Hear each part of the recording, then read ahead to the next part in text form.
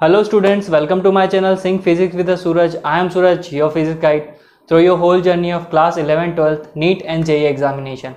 In this video we will discuss about electric dipole और उस electric dipole से related क्या क्या इलेक्ट्रिक फील्ड क्रिएट हो सकते हैं उनके एक्साइल और इक्वेटोरियल पॉइंट पे, तो उसको हम डिस्कस करेंगे। ठीक है, तो चलिए शुरू करते हैं। तो सबसे पहले ये बता दूं कि what is a electric dipole. ठीक है, इलेक्ट्रिक डाइपोल एक्चुअल में एक पेयर होता है किसी दो चार्जेस का जो सेम होते हैं, उनका क्या होता है, ये एक पेयर होता है। ठीक है, यहाँ डेफिनेशन में देखो, electric dipole is a system of two equal and opposite charges separated by a small fixed distance is called the dipole.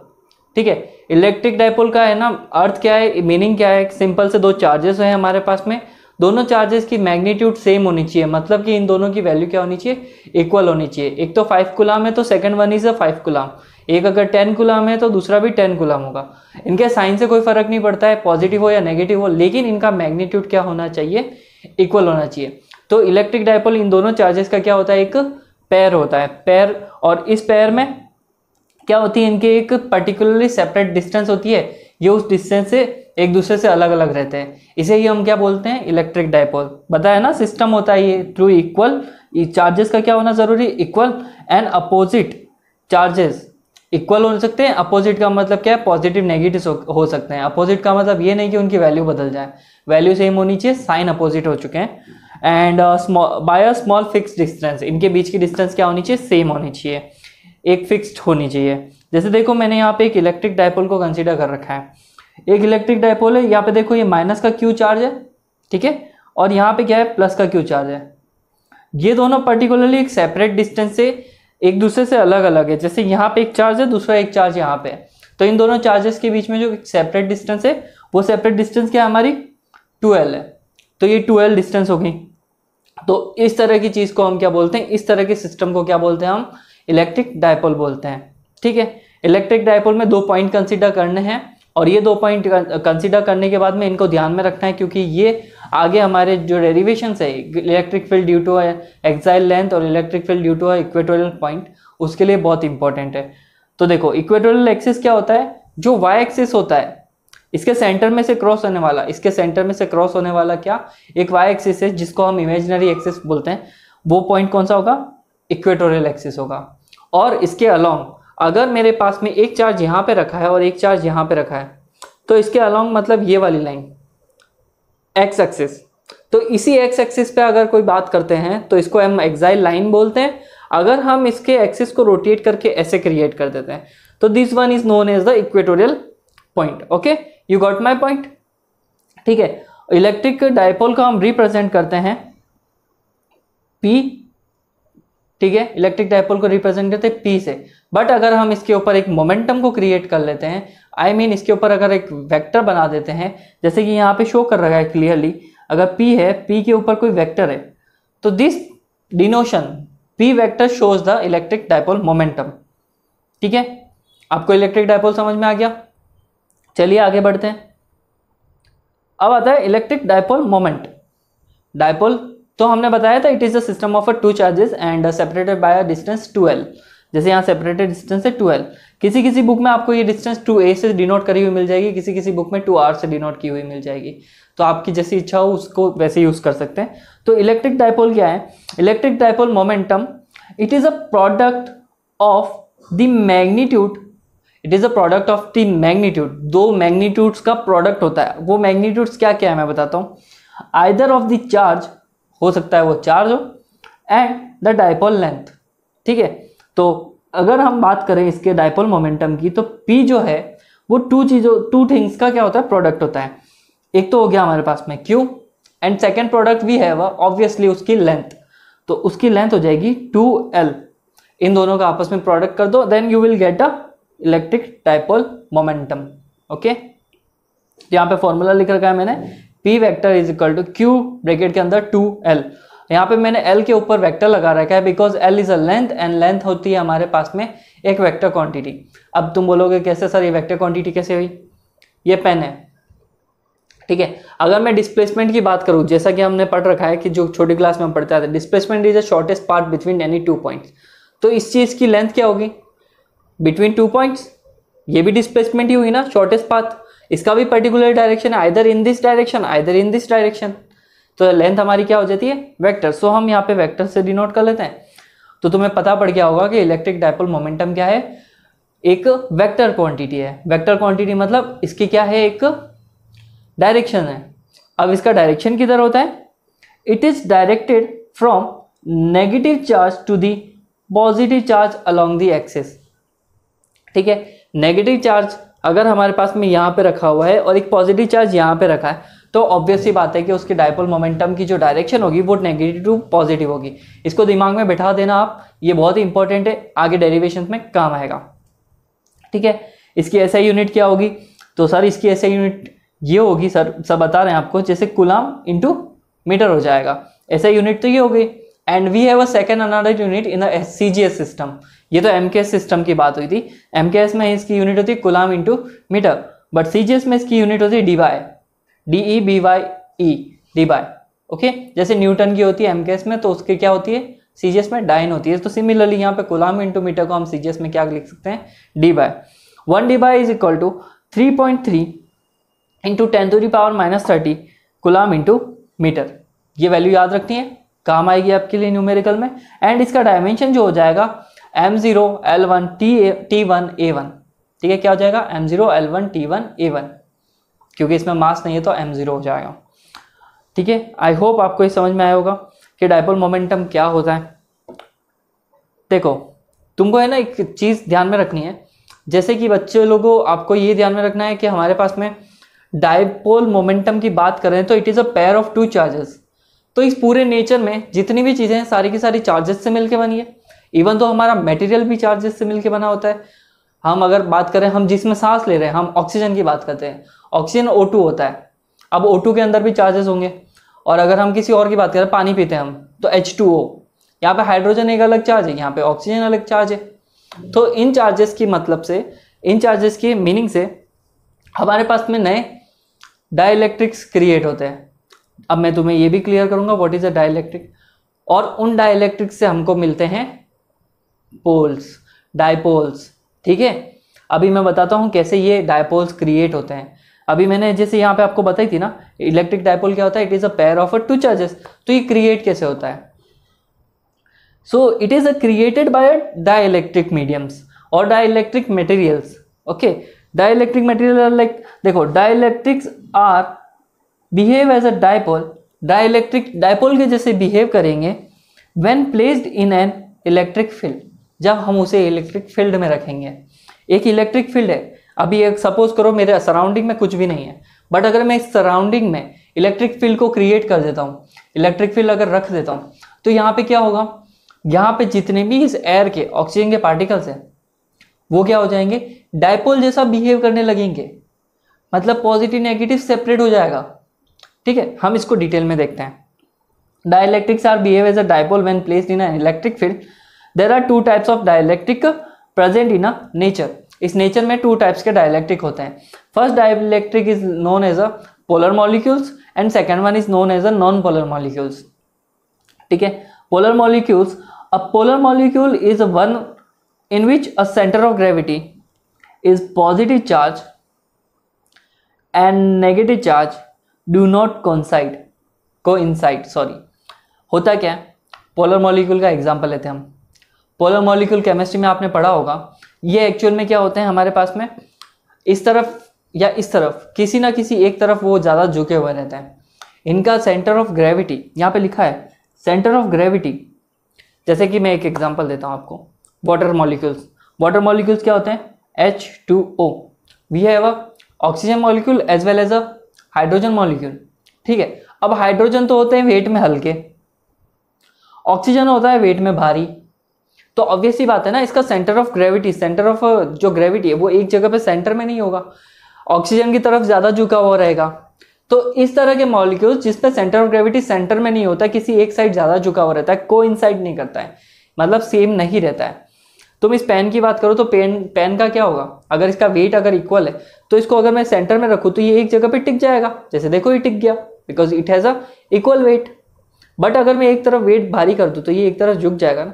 तो ऐसे मॉलिक्यूल्स जो एक तरफ से हैवी होते हैं, इनका सेंटर ऑफ ग्रेविटी सेंटर में नहीं होता है, तो वो क्या होते हैं, एक तरफ झुक जाते हैं। तो ऐसे मॉलिक्यूल्स होते हैं हमारे पास में hydrogen dioxide, sorry hydrogen oxide, तो H2O हो जाएगा, HCl हो जाएगा, नाइट्रोजन डाई नाइट्रोजन ऑक्साइड हो जाएगा, यहाँ पे H2S हो जाएगा और SO2 हो जाएगा। इस तरह के मॉलिक्यूल्स हो जाएंगे, ठीक है। और जब इन मॉलिक्यूल्स को आप किसी एक इलेक्ट्रिक फील्ड में पुट करते हो, रखते हो, तो then they will behave like a what, electric dipole, ठीक है। जैसे देखो HCl मॉलिक्यूल है, यहाँ पे है ना Cl वाला मॉलिक्यूल जो है वो ज़्यादा हैवी है एज कंपेरेटिवली हाइड्रोजन मॉलिक्यूल, तो ऑब्वियसली बात है Cl इधर झुका होगा। लेकिन विदाउट द इलेक्ट्रिक फील्ड ये कैसे बिहेव करेंगे, ऐसे रैंडम इधर उधर कैसे ना कैसे घूमते रहेंगे, है ना। यहाँ पे मैं बता देता हूँ, Cl जो होता है वो प्लस होता है, और सॉरी Cl जो होता है वो माइनस होता है, और हाइड्रोजन क्या होता है हमारे पास में, प्लस होता है। अब ये ऐसे रैंडम मूव करते रहेंगे सिस्टम में, लेकिन जैसे ही आप इसको है ना, यहाँ पे लिखा है देखो विदाउट इलेक्ट्रिक फील्ड आपने रखा है तो ये रैंडम मूव कर रहे हैं, बट विद इलेक्ट्रिक फील्ड जैसे ही रखा है तो देखो ये किसी एक डायरेक्शन में मूव हो गए पर्टिकुलरली। समझाता हूँ इसको अच्छे से। जैसे देखो यहाँ पे एक इलेक्ट्रिक फील्ड रखा हुआ है, और इलेक्ट्रिक फील्ड का डायरेक्शन क्या होता है, positive to negative, positive to negative, ये इलेक्ट्रिक फील्ड का डायरेक्शन है। लेकिन मॉलिक्यूल जो होगा हमारे पास में, उसके जितने भी नेगेटिव आयंस होंगे वो पॉजिटिव की तरफ अट्रैक्ट हो जाएंगे। तो यहाँ पे सारे के सारे क्या है, ये नेगेटिव यहाँ आ जाएगा, पॉजिटिव यहाँ आ जाएगा, नेगेटिव पॉजिटिव आ जाएगा, नेगेटिव ये पॉजिटिव, ये नेगेटिव ये भी पॉजिटिव, और ये नेगेटिव और ये पॉजिटिव। तो इस तरह से ये कुछ बिहेव करेंगे, सारे नेगेटिव पॉजिटिव डायरेक्शन में, सारे पॉजिटिव नेगेटिव डायरेक्शन में। तो आप देखो यहाँ पे पेयर ऑफ चार्जेस क्रिएट हो गए, and this pair of charges is known as the electric dipole. यहाँ पे इलेक्ट्रिक डाइपोल कहाँ से क्रिएट हुआ है, हमारे इलेक्ट्रिक फील्ड की वजह से क्रिएट हुआ है। ओके, नेक्स्ट हमारे पास में नॉन पोलर आता है। मेटेरियल मैंने बताया ना, इस नेचर में है ना टू टाइप्स के होते हैं, पोलर और नॉन पोलर। तो नेक्स्ट हमारे पास में आता है non polar molecules. Non polar molecules क्या होते हैं, ऐसे मॉलिक्यूल्स होते हैं जिनका centre of mass, centre of gravity एक ही सेंटर में होता है। मतलब कि आपके पास में इक्वल है तो वो बैलेंस्ड हो जाएंगे, एक तरफ ज़्यादा झुके हुए नहीं रहेंगे, इनका कोइंसाइड नहीं होता है। अ non polar molecule is one which the centre of gravity of positive charge and negative charge coincide. मैंने अभी एक एग्जांपल बताया था, अगर मैं इसको अच्छा इक्वल डिस्ट्रीब्यूट करूँ तो देखो ये दोनों तरफ अगर वेट इक्वल है तो क्या हो जाएगा, बैलेंस हो जाएगा। तो ऐसे मॉलिक्यूल जो दोनों का वेट डिस्ट्रीब्यूटेड हो रहा है इक्वली, देन वो बैलेंस हो जाते हैं, एक तरफ वेट ज़्यादा भारी नहीं होता है। जैसे कि O2 हो गया, H2 हो गया, N2 हो गया हमारे पास में, ये इस तरह के मॉलिक्यूल्स को अपन नॉन पोलर मॉलिक्यूल्स बोलते हैं। अब आपने अगर इनको रखा है इलेक्ट्रिक फील्ड में, जैसे ये देखो नॉन पोलर मॉलिक्यूल्स, तो आपने जैसे ही इसके ऊपर इलेक्ट्रिक फील्ड को अप्लाई किया है, देन नेगेटिव वाला चार्ज इधर आ जाएगा, पॉजिटिव चार्ज इधर आ जाएगा, ये डिस्ट्रीब्यूट हो गए। तो यहाँ पे भी वापस क्या क्रिएट हो गया, एक इलेक्ट्रिक डाइपोल क्रिएट हो गया हमारे पास में, ठीक है। अब हम आगे पढ़ेंगे electric field due to a dipole. तो उनके एक्साइल लेंथ, उनके इक्वेटोरियल लेंथ, इन पे क्या इफेक्ट पड़ने वाला है, इन दोनों चार्जेस की वजह से है ना किसी पॉइंट के ऊपर क्या इफेक्ट पड़ने वाला है। वो पॉइंट है हमारे इक्वेटोरियल पॉइंट पे हो सकता है, और साथ साथ में वो पॉइंट हमारा कहाँ पे हो सकता है, एक्साइल लेंथ पे हो सकता है। 1 बाय 1 करके हम इनके दोनों के डेरिवेशन करेंगे। Electric field due to dipole, ठीक है। नेक्स्ट टॉपिक हमारे पास में है electric field due to a dipole. देखो मैंने आपके लिए है ना इसको है ना ऐसे क्रिएट किया है so that you will understand what is the axial and what is the equatorial length, ठीक है। फर्स्ट हम इलेक्ट्रिक फील्ड निकालेंगे तो सही, बट किसके लिए निकालेंगे, ऑन एक्साइल लाइन निकालेंगे। सेकेंड हम निकालेंगे इक्वेटोरियल पॉइंट पे कोई पॉइंट रखा हुआ है तो वहाँ पे इलेक्ट्रिक फील्ड क्या होता है वो निकालेंगे। और ये इलेक्ट्रिक फील्ड कहाँ से आ रहा है, हमारे इस डाइपोल की वजह से क्रिएट हो रहा है। ओके, तो चलिए एक्साइल लाइन के लिए क्या है, देखो पहले तो मैं तुमको क्लियर कर देता हूँ what is axial and what is equatorial. मैं पहले भी क्लियर कर चुका हूँ। एक्साइल लाइन तो जैसे कि देखो हमारे पास में एक नेगेटिव चार्ज है, एक पॉजिटिव चार्ज है, ठीक है। नेगेटिव और पॉजिटिव चार्ज ये दोनों रहना हमारे पास में रखे हैं। अब मैंने यहाँ पे ना शो कर रखा है कि बीच में है ना पी वेक्टर, आई मीन हमारा इलेक्ट्रिक डाइपोल, इसका डायरेक्शन नेगेटिव टू पॉजिटिव होता है, तो मैंने नेगेटिव से पॉजिटिव की तरफ डायरेक्शन शो कर रखा है। यहाँ पे एक एक्सिस बना रखा है y वाली लाइन पे, वो इक्वेटोरियल लाइन आ जाएगी। हमने x एक्सिस पे बना रखा है, इसको बोलते हैं हम एक्साइल लाइन, तो ये यहाँ पे आ जाएगी। ठीक है, अब एक्साइल लाइन आ गई, इक्वेटोरियल लाइन आ गई। चलो हम निकाल लेते हैं इसके लिए इलेक्ट्रिक फील्ड। ठीक है, मैंने यहाँ पे क्या किया है, एक नेगेटिव चार्ज यहाँ रखा है, ये मैंने समझाने के लिए रखा था। ठीक है, अब देखो हम डेरिवेशन को शुरू कर रहे हैं। ठीक है, डेरिवेशन को ध्यान से देखना, बहुत अच्छा डेरिवेशन है और बहुत सिंपल सा डेरिवेशन है, you will gate easily. Okay, देखो नेगेटिव चार्ज रखा है हमने यहाँ पे, एक पॉजिटिव चार्ज भी रख रखा है प्लस क्यू। दोनों चार्जेस को हमने 2l डिस्टेंस से सेपरेटली अपने एक साइड में रख रखा है। 2l डिस्टेंस ये यहाँ पे है, और r डिस्टेंस मतलब इनके एक सेंटर, मैं मान लेता हूँ इतना सेंटर है ये O, इस O सेंटर से हमने r डिस्टेंस पे कोई पॉइंट P कंसीडर कर रखा है। देखो क्या कर रखा है मैंने, O डिस्टेंस से, सॉरी O सेंटर से r डिस्टेंस तक हमने एक पॉइंट कंसीडर कर रखा है P पॉइंट। हमें इस P पॉइंट के ऊपर क्या निकालना है, इलेक्ट्रिक फील्ड लगाना है, इलेक्ट्रिक फील्ड को निकालना है, सॉरी। अब नेगेटिव चार्ज भी इस पॉइंट P के ऊपर कुछ फोर्स लगाएगा, एक पॉजिटिव चार्ज पॉइंट P के ऊपर कुछ फोर्स लगाएगा। अब ये फोर्स लगाएगा तो कैसे लगाएगा, फोर्स मतलब इलेक्ट्रिक फील्ड इंटेंसिटी कैसे लगाएगा। तो देखो नेगेटिव है, तुम जानते हो नेगेटिव है, तो इसका मतलब इलेक्ट्रिक फील्ड का डायरेक्शन किस तरफ होगा, उसकी तरफ होगा, बिकॉज पॉजिटिव टू नेगेटिव होता है। तो हमारा फर्स्ट जो इलेक्ट्रिक फील्ड है E माइनस क्यू, वो किसकी वजह से लग रहा है, नेगेटिव चार्ज की वजह से लग रहा है। नेगेटिव चार्ज उसको अपनी तरफ कर रहा है, क्योंकि नेगेटिव का इलेक्ट्रिक फील्ड किधर होता है, इनसाइड अपनी तरफ होता है, तो यहाँ पे नेगेटिव आ गया इलेक्ट्रिक फील्ड। अब ये प्लस क्यू चार्ज क्या करेगा, इलेक्ट्रिक फील्ड लगा के उसको P को बाहर की तरफ फेंकने की कोशिश करेगा। तो यहाँ पे E प्लस क्यू क्या हो गया, इलेक्ट्रिक फील्ड हो गया है, किसकी वजह से हो गया है, प्लस क्यू की वजह से हो गया है, बिकॉज वी नो ना पॉजिटिव टू नेगेटिव जाता है डायरेक्शन। तो इस प्लस वाले क्यू के लिए इलेक्ट्रिक फील्ड का डायरेक्शन क्या होगा, इस वाले का डायरेक्शन इस तरफ होगा। सिमिलरली नेगेटिव वाले का डायरेक्शन इस तरफ होगा, ये E प्लस क्यू हो जाएगा, ये क्या हो जाएगा, E माइनस क्यू हो जाएगा। तो इस तरह से मैंने इस P पॉइंट के ऊपर लगने वाले दोनों ही इलेक्ट्रिक फील्ड को शो कर दिया। ठीक है, आपको मेरी बात समझ में आई। चलो, तो आपको मैंने इसमें सब कुछ मेंशन कर दिया है कि R is the distance between the centre and the point P, 2l is the distance between any two charges plus q and minus q charges. इन दोनों की वजह से लगने वाला इलेक्ट्रिक फील्ड भी लगा दिया है मैंने यहाँ पे। P पॉइंट पे माइनस EQ लगेगा राइट साइड में लग रहा है, और ये लगेगा लेफ्ट साइड में, ये हमारे लेफ्ट साइड में लग रहा है। ठीक है, अब हमको इसके ऊपर क्या फाइंड करना है, इलेक्ट्रिक फील्ड। वैसे यहाँ पे दो इलेक्ट्रिक फील्ड है, तो हमें क्या करना पड़ेगा, इन दोनों को ऐड करना पड़ेगा। We have to find the net electric field. ठीक है, तो देखो electric field due to a point charge जो इंटेंसिटी होती है वो तुम्हें पता है, E इक्वल टू KQ/R² होती है। हम एक पॉइंट चार्ज के लिए निकाल के आ चुके हैं। अब तुम्हें बताना है इलेक्ट्रिक फील्ड इंटेंसिटी प्लस और माइनस दोनों के लिए कैसी लगेगी। देखो फॉर्मूला तो वही हो जाएगा KQ/R², but we have to know ना कि R जो होगा वो यहाँ पे क्या होगा। आई होप मेरी बात समझ में आ रही होगी। देखो यहाँ पे फर्स्ट मैंने लिया negative E negative Q, negative मतलब शो करा ये इलेक्ट्रिक फील्ड है किसका, नेगेटिव चार्ज का। तो देखो नेगेटिव चार्ज कहाँ है मेरा, ये नेगेटिव चार्ज है। ठीक है, अब ये नेगेटिव चार्ज पॉइंट P से कितना दूर है, ये नेगेटिव चार्ज पॉइंट P से कितना दूर है। देखो R डिस्टेंस तक तो वो है, बट थोड़ी सी डिस्टेंस एक्स्ट्रा ऐड नहीं हो रही है।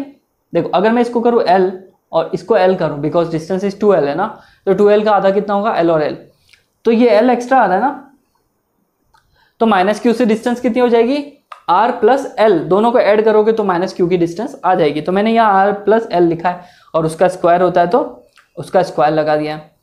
सिमिलरली प्लस क्यू के लिए क्या डिस्टेंस हो जाएगी, प्लस क्यू, देखो प्लस क्यू की डिस्टेंस क्या हो जाएगी, सेंटर से लेकर P तक की डिस्टेंस तो R हो गई, हमारे पास में R हो गई। प्लस क्यू कितना है, अगर मैं इसको माइनस कर दूं L को यहाँ से, तो मुझे ये डिस्टेंस मिल जाएगी, क्वेश्चन मार्क, यार डिस्टेंस मिल जाएगी ना। ये डिस्टेंस ही हमारे पास में क्या होगी, P और Q के बीच की डिस्टेंस है। तो हम ऐसे लिख सकते हैं इसको सीधा R माइनस L का होल स्क्वायर। तो हमारे पास में दो तरह के इलेक्ट्रिक फील्ड है अभी, E प्लस क्यू और E माइनस क्यू। ठीक है, अब ये हमारे पास में E प्लस क्यू और माइनस क्यू आ गए, तो मैं इसको डिराइव करके बता देता हूँ कि हमारे पास में नेट कैसे आएगा। जैसे कि ई नेट अगर हमको निकालना है तो it is equal to E plus Q और ई माइनस क्यू। कैसे होगा? प्लस होगा या फिर ऐसे आएगा? तो बेटा जी होता क्या है इसमें, तुम्हें ध्यान में रखना पड़ेगा कि कौन सा फोर्स ज्यादा इफेक्टिव है। यहां पे फोर्स कौन सा ज्यादा इफेक्टिव है? प्लस क्यू का, क्योंकि बिकॉज प्लस क्यू जो है वो उसके पास में ज्यादा है, पॉइंट पी के पास में ज्यादा है ना। मैं अगर यहाँ पे एक पॉइंट, मैं अगर यहाँ पे बात करूं प्लस क्यू और मैं यहाँ पे बात करूं माइनस क्यू और पॉइंट पी की बात करूं मैं, तो ये पॉइंट पी किसके ज़्यादा क्लोज है? प्लस क्यू के ना, तो ये ज़्यादा होगा और इसकी वैल्यू क्या होगी? कम होगी एज कंपेरेटिवली प्लस क्यू, क्योंकि जो ज़्यादा दूर है उसका इफेक्टिव, देखो इसकी इलेक्ट्रिक फील्ड लाइंस तो इस तरह आ रही है, इसकी इलेक्ट्रिक फील्ड लाइंस यहाँ तक आ रही है, तो ज़्यादा दूर जाते हैं, मैं तुम्हें पहले बता चुका हूँ, चार्ज से जितना दूर जाते हैं हमारा इलेक्ट्रिक फील्ड की वैल्यू कम होती है। तो यहाँ पे ई प्लस क्यू जो होगा वो ज़्यादा होगा ई माइनस क्यू से, क्योंकि वो ज़्यादा क्लोज है। तो हमारा नेट इलेक्ट्रिक फील्ड क्या होगा? E net equal to E plus q minus E minus q, यह हमारे पास में नेट इलेक्ट्रिक फील्ड आ जाएगा। ठीक है, अब हमारे पास में नेट इलेक्ट्रिक फील्ड क्या है? प्लस क्यू और माइनस क्यू का, इसका तो आ जाएगा K Q upon R minus L का होल स्क्वायर, और इसका क्या आ जाएगा? K Q upon R plus L का होल स्क्वायर। ठीक है, तुम्हें बात समझ में आ गई होगी। तो इस तरह से हम इसको यहां पे लिख सकते हैं। फिर इन दोनों में क्या कॉमन आ रहा है?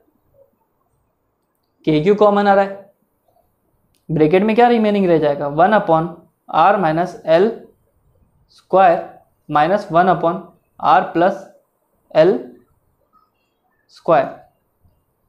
समझ में आया आपको? ई नेट जो है, हम पॉजिटिव माइनस नेगेटिव दोनों का डिफरेंस जो आएगा वही हमारे टोटल नेट के इक्वल आएगा, क्योंकि इस पे कितना इफेक्टिव होगा वो निकालेंगे कैसे? ज़्यादा में से कम निकालेंगे ना, तो वहाँ से आपको मिल जाएगा।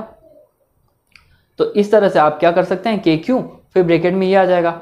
Right now we have to solve this 1 upon R minus L का whole square minus 1 upon R plus L का होल स्क्वायर। चलो इसको भी सॉल्व करते हैं। ठीक है, तो यहाँ पे मैं इसको सॉल्व कर देता हूँ। E इक्वल टू के क्यू अपॉन, देखो नीचे एलसीएम आ जाएगा, इन सब का एलसीएम आ जाएगा, आर माइनस एल का whole square R plus L का होल स्क्वायर। राइट, अब फर्स्ट टर्म का इसमें डिवीजन लगेगा तो क्या बचेगा हमारे पास में? आर प्लस एल का होल स्क्वायर, वो 1 से मल्टीप्लाई हो जाएगा, तो आर प्लस एल का होल स्क्वायर। सिमिलरली हमारे पास में आएगा फिर आर माइनस एल का होल स्क्वायर। आई होप यहाँ तक आपको समझ में आया होगा। कुछ भी डाउट हो तो मुझसे कमेंट सेक्शन में पूछ सकते हैं आप। अब डिनोमिनेटर में देखो, इन दोनों के ऊपर स्क्वायर आ रहा है, तो मैं क्या इन दोनों के स्क्वायर को कॉमन निकाल सकता हूँ? आर माइनस एल का स्क्वायर, सॉरी कॉमन निकालना था, आर प्लस एल का स्क्वायर। अब इन दोनों का स्क्वायर कॉमन निकालना है तो स्क्वायर कुछ ऐसे आ जाएगा। ठीक है, अब हम क्या कर सकते हैं? ऊपर देखो, ऊपर क्या आ रहा है? न्यूमिनेटर में आर प्लस एल का होल स्क्वायर, तो इसको हम ए प्लस बी के होल स्क्वायर से ओपन कर लेते हैं, तो ये हो जाएगा R square plus L square plus 2ab, तो ये हो जाएगा 2rl। ठीक है, सिमिलरली यहां पे आ जाएगा हमारे पास में, देखो पहले तो है ना, तुम्हारे को माइनस का भी ध्यान रखना पड़ेगा वरना मिस्टेक हो जाएगी। तो आपका ये हो जाएगा R square plus L square minus 2rl। ठीक है, a माइनस बी के होल स्क्वायर से इसको ओपन कर लिया। के क्यू, अब ब्रैकेट ओपन हो जाएगा, R square plus L square plus 2rl minus R square minus L square plus 2rl। यहां तक हमारे पास में आ गया। नाउ नीचे देखो, नीचे a माइनस बी और a प्लस बी बन रहा है ब्रैकेट के अंदर, a माइनस बी और a प्लस बी बन रहा है, तो हम क्या कर लेंगे? इसको a square minus B square वाली आइडेंटिटी लगा देंगे, विच इज इक्वल टू तुम्हें पता होगी आइडेंटिटी, तो a square minus B square is equal to a plus b और एक आइडेंटिटी ए माइनस बी। ये वाली आइडेंटिटी को मैं यहाँ लगाने वाला हूँ अभी। तो यहाँ से हो जाएगा ये R square minus L square, तो अंदर आइडेंटिटी लग गई, उसके ऊपर क्या आ रहा था स्क्वायर। ठीक है, यहाँ तक आपको समझ में आया होगा। अब जो टर्म्स कट हो रही है उन टर्म्स को हम काट देंगे। तो जैसे आर स्क्वायर और आर स्क्वायर कट हो गया because plus minus L square और एल स्क्वायर कट हो गया हमारे पास में। तो आपके पास में क्या बचेगा के क्यू, देखो 2RL यहाँ प्लस का है, यहाँ पे 2RL प्लस का है, तो यहाँ पे हमारे पास में आएगा 4RL और डिनोमिनेटर में क्या आएगा हमारे पास में R square minus L square, इसका स्क्वायर और ये ब्रैकेट क्लोज। तो हमारे पास में नेट इलेक्ट्रिक फील्ड क्या आया, ये आया है। वैसे टेंशन लेने की जरूरत नहीं, इसके मैंने फेयर नोट्स बना रखे हैं डिजिटल, ये देखो। तो आप जाके मेरे टेलीग्राम चैनल से इनको डाउनलोड कर सकते हैं, उसकी टेंशन लेने की कोई ज़रूरत नहीं है। देखो हमने सॉल्व किया तो अभी हमारे पास में क्या आया K Q 4RL upon R square minus L square, ये हमने डिराइव करा है अभी जस्ट। ये K Q 4RL upon R square minus L square bracket close, इसको अभी हमने डिराइव किया है। तो ये आ गया हमारे पास में। इसमें हम कंडीशन डाल सकते हैं, अगर आर की value R is greater than L, तो आर कुछ ज़्यादा ही बड़ा हो जाता है एज कंपेरेटिवली एल, तो एल को हम क्या कर सकते हैं नेग्लेक्ट ले सकते हैं। तो शुड बी नेग्लेक्टेड, एल को क्या करना है हमें नेग्लेक्ट लेना है। तो यहाँ पे क्या होगा एल स्क्वायर को नेग्लेक्ट लिया तो ऐसा कुछ हो जाएगा ना आर स्क्वायर एल स्क्वायर, और इसका भी स्क्वायर हो रहा है। अगर तुम इसको ही नेग्लेक्ट ले रहे हो, नेग्लेक्ट कर रहे हो, तो ये आर स्क्वायर की पावर क्या हो जाएगी आर स्क्वायर हो जाएगी। तो हम क्या कर सकते हैं इसको, यहाँ से हमें मिल रहा है आर स्क्वायर की पावर आर। देखो मैं इसको है ना यहाँ पे सॉल्व करके बताता हूँ, एक मिनट। ठीक है, अभी हमारे पास में ये आया, तो मैं अगर इसमें है ना R is very very very very greater than L करता हूँ, तो मेरे पास में फॉर्मूला हो जाएगा ना K Q 4RL upon R square की पावर स्क्वायर, क्योंकि एल तो हट गया, रिमूव हो गया एल। ये हो जाएगा K Q 4RL upon R4, तो R से ये 4 कट गया, तो आ जाएगा K Q 4L upon RQ। ठीक है, इसी को मैंने यहाँ नीचे लिख रखा है के 4KQL अपॉन RQ। ठीक है, अब देखो यहाँ पे है ना 4KQL अपन आ रहा है, तो मैंने इसको क्या किया 4 को सेपरेट कर लिया है, 2 × 2 के फॉर्म में लिख दिया है।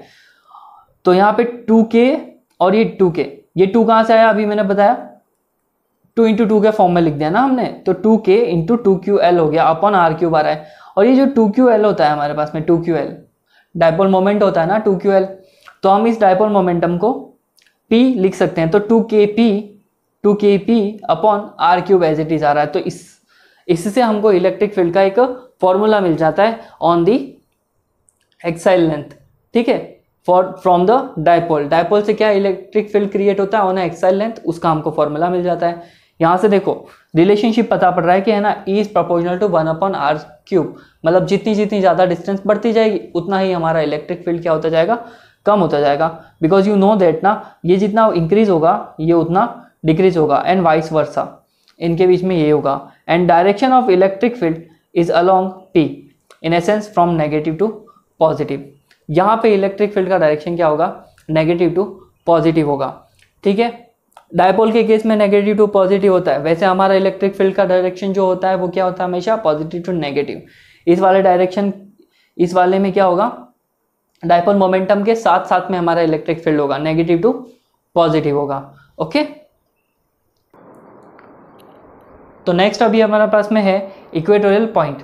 अभी हमने एक्साइल लेंथ के लिए निकाला था, एक्साइल लाइन के लिए निकाला था, मतलब ऐसे। अभी अगर हमारे पास में कोई डायपोल ऐसे रखा हुआ है और उससे इक्वेटोरियल पॉइंट ऐसे ऊपर कोई पॉइंट है, उस पॉइंट पे हमें क्या निकालना है इलेक्ट्रिक फील्ड निकालना है। तो चलिए निकालते हैं। ठीक है, तुम्हें मैं बता देता हूँ, इसका डायग्राम बहुत ही सिंपल है और इसको ड्रॉ करना भी बहुत ईजी है। ठीक है, अभी देखो हमारे पास में 2 चार्जेस है, first one is a negative Q and second one is a positive Q। अब इन दोनों का सेंटर क्या होगा O, और यहाँ पे हमारे पास में टोटल डिस्टेंस कितनी है separated by this distance 2L। तो अगर ये 2L से सेपरेटेड है तो सीधी सी बात है ये डिस्टेंस हो जाएगी L और this one is also L. L और एल हमारे पास में 2 डिस्टेंस हो जाएगी। हम क्या करते हैं, इस सेंटर से r डिस्टेंस पे कोई पॉइंट है, पॉइंट P। इस पॉइंट P पे क्या निकालना है, हमें इलेक्ट्रिक फील्ड निकालना है। इसी को हम बोलते हैं इक्वेटोरियल पॉइंट बोलते हैं। This point is equatorial point, तो हमें यहाँ पे वो निकालना है। ठीक है, अब तुम्हें मैं बता देता हूँ कि इलेक्ट्रिक फील्ड का डायरेक्शन कैसे होगा। तो चलो बच्चों आगे देखते हैं। प्लस Q जो है हमारे पास में, plus Q electric field outward फेंकेगा, अपने से दूर इलेक्ट्रिक फील्ड्स को फेंकेगा। तो इसकी इलेक्ट्रिक फील्ड लाइंस किधर होगी, ऐसे ऐसे बाहर की तरफ जाती हुई। तो इसका इलेक्ट्रिक फील्ड क्या हो जाएगा, E plus Q, it's upward in this direction, left side में ऐसे ऊपर की तरफ जा रहा है। नेगेटिव चार्ज क्या है, माइनस Q। अब ये माइनस Q है जो क्या करेगा, अपनी तरफ इलेक्ट्रिक फील्ड को अट्रैक्ट करेगा। तो electric field should be look like this, अपनी तरफ आएगा इलेक्ट्रिक। तो E माइनस Q क्या हो जाएगा हमारे पास में, ऐसे डाउनवर्ड डायरेक्शन में हो जाएगा। लेफ्ट में क्या आ रहा है, लेफ्ट में डाउनवर्ड जा रहा है, ये भी ध्यान रखना। ठीक है, ये अपने पास में प्लस Q और E माइनस Q आ गया, इन दोनों का डायरेक्शन आ गया। ठीक है, अब हमको है ना ये डिस्टेंस निकालनी है, पॉइंट P तक की डिस्टेंस क्या है, दोनों चार्जेस से जो पॉइंट P की डिस्टेंस है वो क्या है। एक्चुअल में ये जो R है वो तो हमारे सेंटर से डिस्टेंस है, लेकिन माइनस Q से कितनी डिस्टेंस है, प्लस Q से कितनी डिस्टेंस है, we have to find this distance ना। तो देखो अगर आप यहाँ पे ध्यान से देखो तो ये कुछ ट्राइंगल नहीं बन रहा है, ऐसा लग रहा है ना 90 डिग्री वाला हाइपोटेनस राइट एंगल ट्राइंगल बन रहा है। तो अगर हम इस राइट एंगल ट्राइंगल को इधर एक साइड में ड्रॉ करते हैं और इसको देखते हैं तो ये R आ रहा है एंड बेस इज L, तो हाइपोटेनस क्या हो जाएगा, hypotenuse should be look like this, R square plus L square, base का स्क्वायर प्लस हाइट का स्क्वायर और अंडर रूट लग जाएगा। तो हम हाइपोटेनस को फाइंड कर सकते हैं। तो we have a first hypotenuse, similarly इधर भी है तो दूसरा हाइपोटेनस, क्योंकि दोनों के लिए R और L सेम ही है, परपेंडिकुलर तो वही R है, बेस दोनों का L ही है, तो इन दोनों का हाइपोटेनस भी क्या होगा, सेम ही रहेगा। ठीक है, अब इलेक्ट्रिक फील्ड के हाइपोटेनस मिल गए, आई मीन डिस्टेंस मिल गई हमारी चार्ट से, दोनों के बीच की डिस्टेंस भी मिल गई हमको, इक्वेटोरियल पॉइंट की डिस्टेंस भी मिल गई। अब हम फाइंड करेंगे electric field. Electric field find करने से पहले तुम्हें कंपोनेंट निकालने आने चाहिए किसी भी चीज़ के।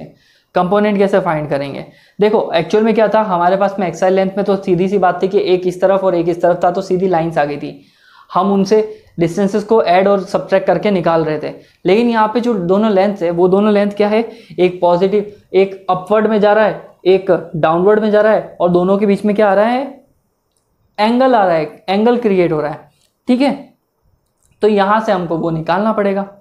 तो देखो अगर मैं यहाँ पे एक ऐसे इमेजिनरी लाइंस ड्रॉ करता हूँ, मैं 2 इमेजिनरी लाइंस ड्रॉ करता हूँ, एक तो करता हूँ मैं पैरेलल टू द डायपोल, तो ये अपने पास में आ गई, एक्साइल हो गई, एक्साइल के, और एक हम इमेजिनरी लाइन को ड्रॉ करते हैं। ड्रॉ क्या करना, ये तो वैसे ही क्रिएटेड ही है, इक्वेटोरियल लाइन।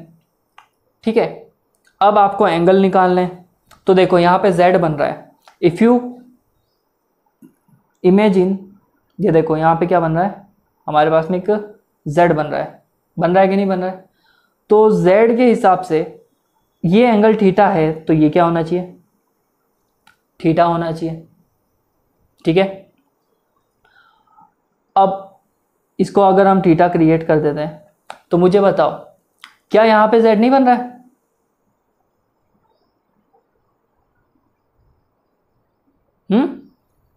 तो अगर ये थीटा है तो this one is also theta. बात समझ में आ रही है। और अगर आप इस लाइन को आगे ड्रॉ करते हैं, E माइनस क्यू वाली लाइन को अगर आप ऐसे आगे ड्रॉ करते हैं, तो आपको यहाँ पे देखने को मिल रहा है कि ये जो लाइन है इस एंगल को इक्वली डिस्ट्रीब्यूट कर रही है। किसको, ये इसको इक्वली डिस्ट्रीब्यूट कर रही है, एक्साइल वाली लाइन को इक्वली डिस्ट्रीब्यूट कर रही है, एक्साइल लाइन इसको कर रही है। तो ये थीटा है तो ये भी थीटा होगा, और ये थीटा है तो ये भी थीटा होगा। We have 4 thetas rather than this 2 thetas. Okay, तो अब हमें यहाँ पे क्रिएट करने हैं कंपोनेंट। ठीक है, तो सबसे पहले देखो आप, अगर मैं यहाँ पे लूँ एक लाइन अगर ऐसे जा रही है E माइनस का Q एंड एंगल थीटा यहाँ बन रहा है, तो इसका कंपोनेंट क्या होगा, इसका कंपोनेंट क्या होगा, ऑब्वियस सी बात है ना, अगर यहाँ पे होगा तो ये E minus q cos theta, because we know that ना थीटा के साथ वाली लाइन जो होती है वो कॉस थीटा को वेरी करती है, एंड इधर आ जाएगा ई माइनस क्यू और यहाँ आ जाएगा ई माइनस क्यू साइन थीटा। ठीक है, समझ में आया आपको? चलो आगे बढ़ते हैं। सिमिलरली एक एंगल यहाँ पे ये ऐसे भी जा रहा है, लाइन ऐसे जा रही है, ये कौन सी वाली लाइन थी, प्लस क्यू, डायग्राम में दिख रही होगी आपको, प्लस क्यू वाली लाइन है। ठीक है, अब ये प्लस क्यू वाली लाइन क्या बना रही है, this is also makes an angle theta, यहाँ पे बना रही है, दिख रहा है आपको ये वाला। ठीक है, ई प्लस क्यू भी क्या बना रही है, एक्सल लाइन के साथ में थीटा एंगल बना रही है। तो वापस वही बात आ गई, तो इसका क्या हो जाएगा, ई प्लस क्यू कॉस थीटा, और थीटा की अपोजिट वाली एंगल हो जाएगी, तो ये हो जाएगा ई प्लस क्यू साइन थीटा। तो तुम्हें समझ में आया, इसके चार कंपोनेंट हो गए, ई प्लस क्यू ऊपर, ई माइनस क्यू नीचे, साइन थीटा वाले, दोनों लेफ्ट साइड में क्या हो जाएंगे, कॉस थीटा के दो कंपोनेंट हो जाएंगे। ठीक है, अब एक बात ध्यान में रखना, इन सारे इलेक्ट्रिक फील्ड्स की मैग्नीट्यूड जो है सेम है, सबकी वैल्यू क्या है, सेम है, डायरेक्शन कैसा भी हो सबकी वैल्यू क्या है, सेम है, just because charges are same. तो ई प्लस क्यू एक ऊपर जा रहा है और एक ई प्लस क्यू माइनस क्यू क्या आ रहा है, नीचे आ रहा है, तो प्लस क्यू और minus Q will cancel out each other, क्योंकि दोनों अपोजिट है बट इक्वल है, तो ये दोनों एक दूसरे को कैंसिल आउट कर देंगे। अब आता है लेफ्ट डायरेक्शन वाले कंपोनेंट्स। लेफ्ट डायरेक्शन में जो कंपोनेंट है ई प्लस क्यू कॉस थीटा और E minus q cos theta, ये लेफ्ट डायरेक्शन में एड अप हो जाएंगे। क्यों, दोनों एक ही डायरेक्शन में, दोनों का मैग्नीट्यूड भी एक ही डायरेक्शन में है, तो ये साथ में क्या हो जाएंगे, एड अप हो जाएंगे। चलो इस डेरिवेशन को शुरू करते हैं। तो आपको यहां तक का कंपोनेंट और ये सब समझ में आया होगा, डेरिवेशन अभी शुरू होगा। तो electric field is K Q upon R square, but हमारी जो आर है, एक चार्ज और उस पॉइंट के बीच की डिस्टेंस जो है वो क्या है, R square plus L square under root. तो मैंने यहाँ पे ये रख दिया अंडर रूट वाली वैल्यू, अंडर रूट और ये 2 कैंसिल आउट हो जाएगा, तो K Q upon R square plus L square हो जाएगा। पहला आ गया, सिमिलरली दूसरी की डिस्टेंस भी सेम है तो उसके लिए भी आ जाएगा K Q upon R square plus L square whole square, तो वैसे ही कैंसिल आउट हो गया था रूट से, तो सिर्फ ये इतना ही आएगा। और ये कंपोनेंट और ये कंपोनेंट एक दूसरे को कैंसिल आउट कर रहे हैं, E plus q sine theta, E minus q sine theta will cancel out each other. So the total electric field तो सिर्फ इन दोनों की वजह से आना चाहिए। तो यहाँ पे है ना, ये टोटल इलेक्ट्रिक फील्ड आपको दिख रहा है, E net is equal to E plus Q cos theta plus E minus q cos theta. तो और दोनों की वैल्यू सेम है, तो एक जगह पे आप कुछ भी रख सकते हो, इसकी जगह पे मैंने क्या रख दिया है, ई प्लस क्यू कॉस थीटा। तो ये हेड अप हो गए, एक और एक कितने हो गए, 2, तो 2 E plus Q cos theta. E plus Q की वैल्यू तो निकाली थी अभी हमने, K Q upon R square plus L square, तो हम इसको रख देते हैं K Q upon R square plus L square multiply by cos theta. क्या होता है, कॉस थीटा होता है base upon hypotenuse. Now we have a base L, hypotenuse क्या है, R square plus L square, तो यहां से आ गया हमारे पास में बेस अपॉन हाइपोटेनियस। ठीक है, K dot 2q as it is आ जाएगा अपॉन, इसकी पावर है 1, इसकी पावर है 1/2, तो पावर सेम हो जाती जब बेस, पावर्स ऐड हो जाती जब बेस सेम होता है। तो यहाँ पे बेस सेम है, दोनों का बेस देख लो एक ही है, तो यहाँ पे है ना 1 + 1/2 कितना होता है, 3/2 होता है, तो पावर क्या हो गई यहाँ पे 3/2 हो गई। ठीक है, तो ये हमारा आ गया मेन फॉर्मूला। इस फॉर्मूले को अच्छे से एक बार रिवाइज कर लेना, अभी क्लास लेने के जस्ट बाद में आप अगर इसको लिख के डिराइव करते हो तो आपको ये याद रहेगा कुछ टाइम के लिए, और रेगुलरली इसको प्रैक्टिस में रखते रहना। और कलरफुल डिजिटल नोट्स के लिए प्लीज़ टेलीग्राम चैनल को फटाफट ज्वाइन कर लीजिए और शेयर कीजिए दोस्तों के साथ में, उनको भी ये कलरफुल नोट्स मिल सकते हैं, फ्री है, सब कुछ फ्री ऑफ कॉस्ट है। चलो आगे देखते हैं। If R is greater than L, कुछ ज़्यादा ही बड़ा है आर, तो हम एल को क्या कर सकते हैं, नेग्लेक्ट कर सकते हैं। Then E is equal to K dot 2q, ठीक है, सॉरी मैंने यहाँ पे एल नहीं लिखा है, एल आ गया, k dot 2ql upon R square plus L square को हटा दिया मैंने, ठीक है। अच्छा तुम बोलोगे सर इस वाले एल को क्यों नहीं हटाया, ठीक है। अरे इस वाले को हम नहीं हटा सकते क्योंकि इसकी वैल्यू क्या है, नेग्लेक्ट तो हो रही है बट मल्टीप्लाई में हो रही है, तो उतना कोई फर्क नहीं पड़ने वाला। लेकिन इसमें अगर देखा जाए डिनोमिनेटर में जो एल स्क्वायर आ रहा है, छोटी वैल्यू का भी एक और स्क्वायर करना और ज़्यादा छोटी वैल्यू देता है, ठीक है। जैसे एक एग्जांपल 0.1 का स्क्वायर करो तुम, तो देखो छोटी पहले से तो वो छोटा ही है, 0.1 इंटू 0.1 कितना होता है 0.01, तो देखो और ज़्यादा छोटा हो गया। तो इसलिए कह रहा हूँ मैं कि छोटी वैल्यू की वैल्यू और छोटी होती है। मल्टीप्लाई में तो कोई फर्क नहीं पड़ेगा, आप इसको नेग्लेक्ट करो नहीं करो, लेकिन डिनोमिनेटर में करना है तो ये हो गया नेग्लेक्ट। तो यहाँ पे हमारे पास में आएगा k.2ql upon R square raise to power 3/2, 2 से 2 कट हो जाएगा, यहाँ पे 2 से 2 कट हो जाएगा तो मिलेगा हमको k.2ql upon are cube. 2ql क्या होता है हमारे पास में, डायपोल मोमेंटम होता है, तो हम उसकी जगह पे डायपोल मोमेंटम p रख देते हैं। यहाँ पे लगा दिया मैंने negative sign. First question negative sign देखते ही यही आता है, सर नेगेटिव क्यों आया है, आपके तो यहाँ पे नेगेटिव आया नहीं डेरिवेशन में। तो नेगेटिव इसलिए आता है क्योंकि वेक्टर में हमको डायरेक्शन शो करने पड़ते हैं। तो आप देखो डायपोल मोमेंटम जा रहा है राइट साइड में और इलेक्ट्रिक फील्ड जो हमारा नेट आया है वो जा रहा है लेफ्ट साइड में। ये देखो इसका डायरेक्शन नेट लेफ्ट साइड में है, इसका डायरेक्शन राइट साइड में, दोनों एक दूसरे के अपोजिट है। तो ऑब्वियस सी बात है हम क्या कर सकते हैं, नेगेटिव साइन को लगा सकते हैं यहाँ पे, सिंपल। और E is proportional to 1/r³, इस रिलेशनशिप से मैंने निकाला है। तो जितना हमारा R क्रिएट होगा, आई मीन R ग्रेटर होगा, उतना हमारा E डिक्रीज होगा, ठीक है।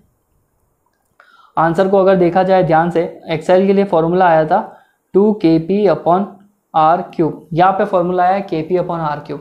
तो तुम्हें नहीं लगता है कि एक्सेल वाला डबल है इक्वेटोरियल का, तो हमने यहाँ पे लगा दिया E axial is equal to equatorial, ठीक है। ये हमारा इलेक्ट्रिक फील्ड आ गया ड्यू टू एक्सेल लेंथ पे और साथ साथ में इक्वेटोरियल लेंथ पे आ गया है, ठीक है। आज की वीडियो में इतना ही, और नेक्स्ट वीडियो में मिलते हैं फटाफट नए टॉपिक्स के साथ में। जुड़े रहिए, डिजिटल नोट्स को डाउनलोड कीजिए और साथ साथ में प्लीज़ मेरे चैनल को सब्सक्राइब कीजिए, शेयर कीजिए और लाइक कीजिए। और शेयर उन दोस्तों के साथ कीजिए जिनको इनकी नीड है, अगर वो जेईई और नीट की तैयारी कर रहे हैं, जिनके पास में बहुत ही कॉस्टली कोर्सेज लेने की फीस नहीं हो, वो भी हमारे कोर्सेज को देख सकते हैं। It is free of cost, हम आपके लिए बहुत मेहनत करके नोट्स बना रहे हैं, ठीक है। एंड तक आए गए हैं तो thank you for being a part of it. आपने ये वीडियो देखी उसके लिए thank you, and please keep sharing and supporting my channel with your friends, and every share and support fuels our journey on YouTube. आप इस QR code को scan करके Telegram channel पे जाइए, वहाँ से नोट्स लीजिए फ्री में। और would you be interested in supporting our community, educational community, to crack your JEE as well as the NEET examination, okay. चलो मिलते हैं नेक्स्ट वीडियो में, थैंक यू, बाय बाय।